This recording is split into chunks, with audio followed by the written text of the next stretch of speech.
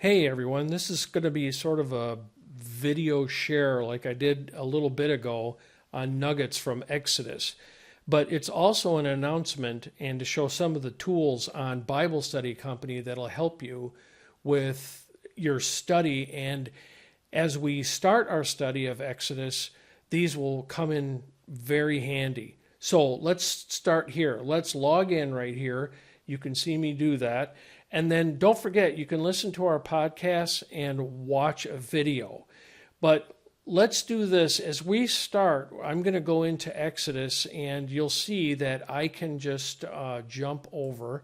We'll start over in Exodus 3 because we want to look at a couple of scriptures. When you start studying the Bible, there's several different things that we need to look at. And the first is we need to look at our position.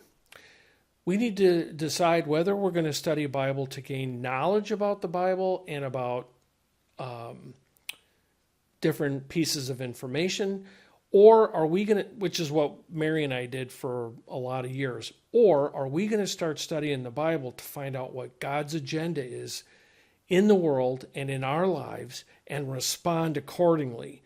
Now, this is something that Baruch of Love Israel has done for us by watching the videos that he has on his website. Our ministry of Bible Study Company, a bunch of pew sitters studying Scripture together, husbands and wives, individuals, have learned how to study Scripture together. So the first thing is, let's check our position at the door. Let's make sure that we ask the Lord to help us every time we study.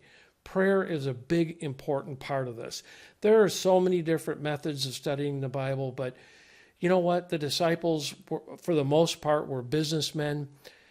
They weren't scholars, and that is a very important thing to us. So one of the things, these nuggets that jumped out at us and what we'll be learning as we go through Exodus. We're going to start in Exodus 1 and go through. I think it's a really fantastic picture of our Christian life. But let's just do this. One of the questions, well, several of the questions that we had was, why did you send people out into the wilderness? I mean, that wilderness is so harsh, and if you didn't know how to survive in it, even the Egyptians had stashed supplies along specific routes. But basically, if you didn't know how to survive, you wouldn't be able to make it, not even just a few hours. So what we're doing right now is going through this. And one of the questions we had is, Lord, what is the wilderness? Why would you send people out into the wilderness? But it wasn't, and for what purpose?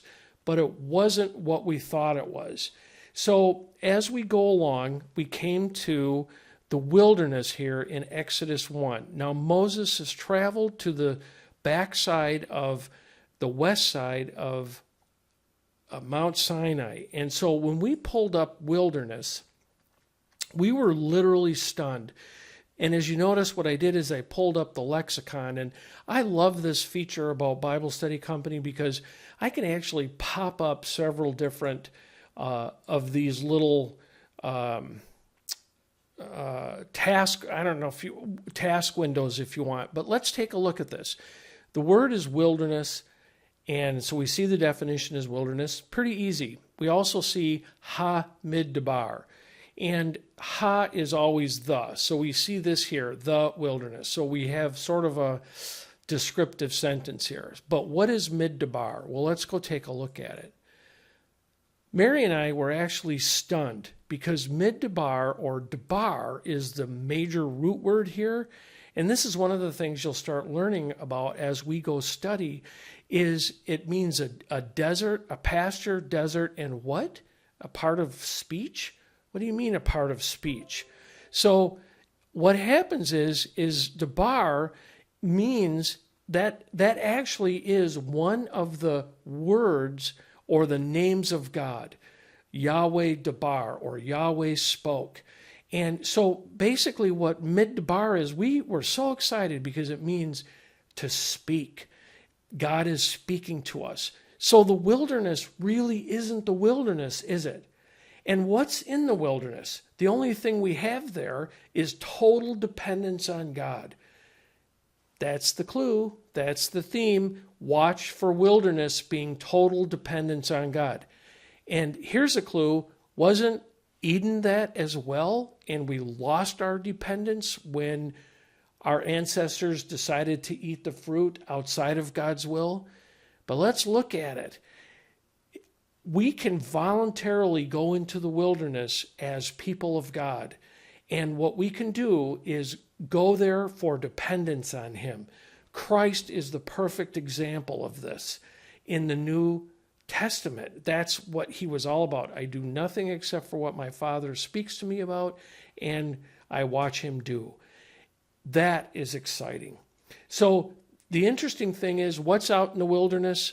Total dependence on God, His word, mid-debar, and then also our families and our jobs. Now, according to the Jewish sages, we are in total service to the Lord every day of our life. It does not matter what job you have, does not matter where you are in life. If you're watching kids or running around building houses, whatever it happens to be, or my good friend Dave and Lynn, both in the medical fields, one a vet, one a nurse, both of them are in service to God. Let's voluntarily go into the wilderness. But notice this. There's 270 occurrences, and you know what? You'll be surprised when you join us for our Bible study, because we're going to discover those other areas of where mid-debar is. Be excited, because it leaps all the way over into the New Testament. Thank you for coming, and by the way, don't forget to bookmark this and make a note. And when you get excited about something, share those notes with us in the community. Thank you very much.